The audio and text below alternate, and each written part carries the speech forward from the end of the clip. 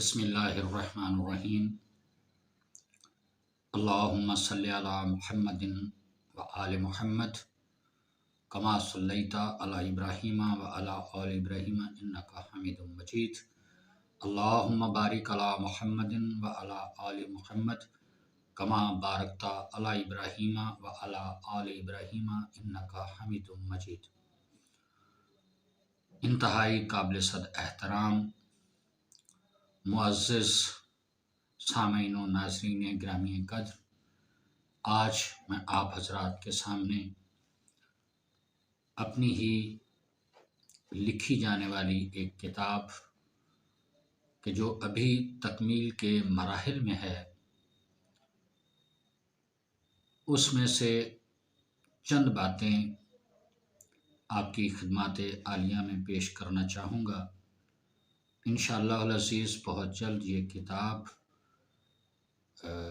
چھپ کر آپ کے ہاتھوں میں ہوگی، اور انشاءاللہ العزیز آپ کو اس کتاب سے بالخصوص ہمارے نوجوان دوستوں کو کہ جو آج کے زمانے میں مختلف فرقہ پرستیوں، مختلف دینی اور مذہبی جماعتوں کے آپس میں کلیشز اور ایک بے سکونی بے چینی کے عالم میں دین اسلام کی حقانیت اور اس کی صحیح اہمیت و افادیت سے یا تو بیزار ہیں، یا پھر دور ہیں، یا پھر عدم دلچسپی کا مظاہرہ کرتے ہیں۔ حالانکہ اللہ پاک وحدہ لا شریک نے اپنے پاک کلام میں ارشاد فرمایا ہے کہ ان دین عند اللہ الاسلام، بے شک اللہ کے نزدیک اگر کوئی دین ہے تو وہ فقط اسلام ہے۔ دین کہتے ہیں راستے کو، تو گویا اللہ کے نزدیک اگر کوئی نظام حیات ہے، کوئی راستہ ہے انسانوں کی فلاح و بہبود کے لیے اور اس دنیا میں کامیاب زندگی گزار کر آخرت میں جو کہ ہمیشہ کی زندگی اور حقیقی زندگی ہے میں کامیابی حاصل کرنا اگر کسی کا مقصود ہے، تو اسے چاہیے کہ وہ اللہ کے اس پسندیدہ طرز حیات کے مطابق زندگی گزارے جسے اسلام کہا جاتا ہے۔ تو تقریباً اسی یعنی انسانی زندگی کا جو مقصد حیات ہے، اسی حوالے سے یہ میری کتاب لکھے جانے کا مقصد ہے کہ ہماری زندگی کا مقصد حیات کیا ہے، ہمارے اس دنیا میں آنے کا مقصد حیات کیا ہے۔ تو اس کا ایک چیپٹر، ایک باب جو آپ کی خدمت میں عرض کرنا چاہوں گا، وہ اس کا عنوان ہے انسان، زندگی اور موت۔ سب سے پہلے ہمیں تو یہ دیکھنا ہے کہ انسان بذات خود یہ کیا ہے، انسان کی حقیقت کیا ہے، انسان کی تخلیق کا مقصد کیا ہے، اس کی تخلیق وجود میں کیسے آئی، انسان کیوں کر اس دنیا میں پیدا کیا گیا اور کیسے پیدا کیا گیا، اور اس کی تخلیق کن مقاصد سے کیسے اور کیوں کر وجود میں آئی۔ کوئی ڈاؤٹ نہیں، کوئی شک نہیں، لا ریب کہ اللہ وحدہ لا شریک نے انسان کو خلق فرمایا، اور پوری کائنات کی جتنی بھی مخلوقات ہیں وہ اللہ وحدہ لا شریک کی پیدا کردہ مخلوقات ہیں، اور اللہ خالق اکبر ہے، خالق کل ہے، اللہ ہی مالک و وارث ہے پوری دنیا کا، انسانیت کا۔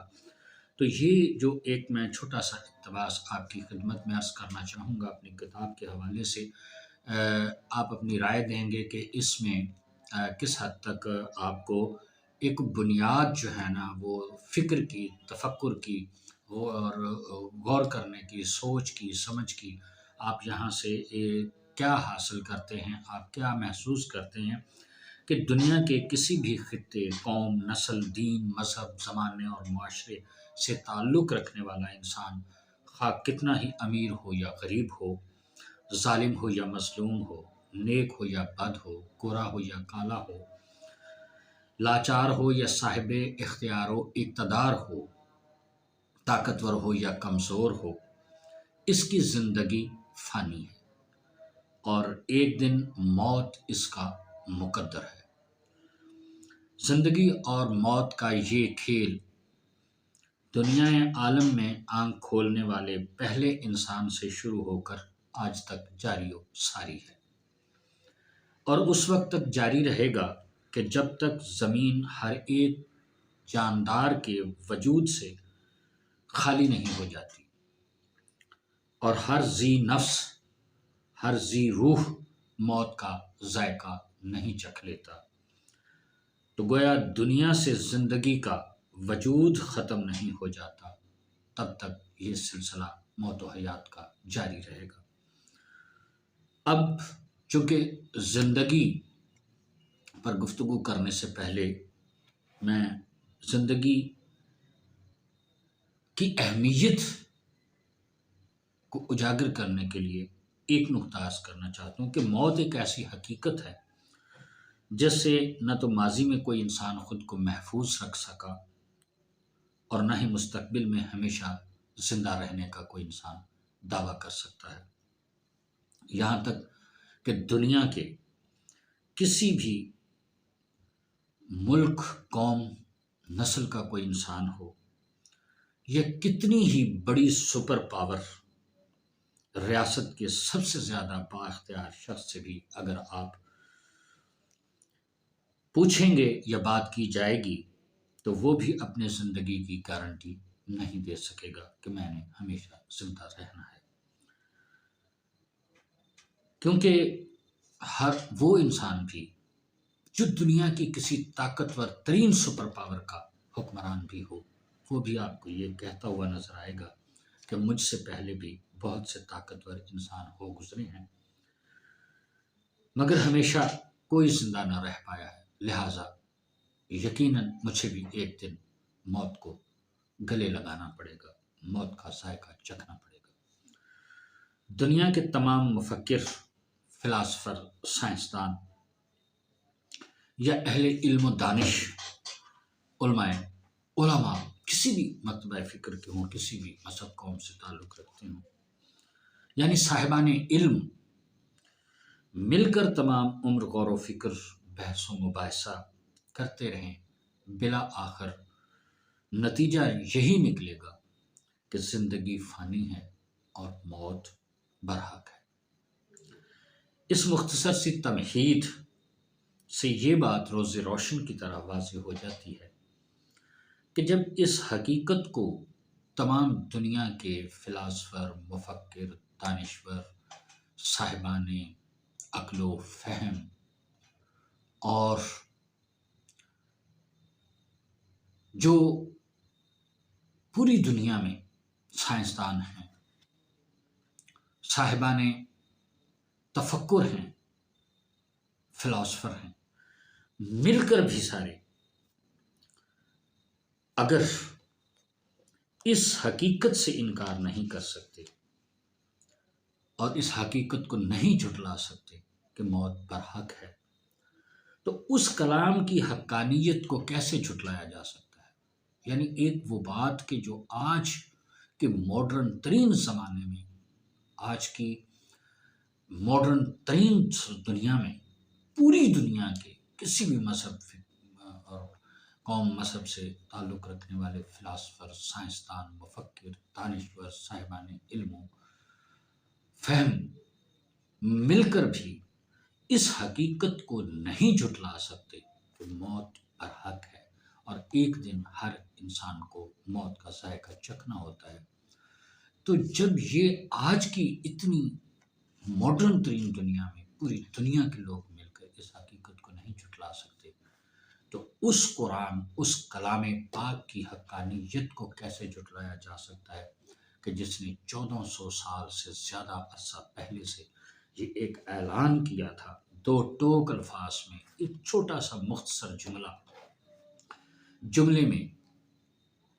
قرآن پاک کی آیت مبارکہ کہ جس نے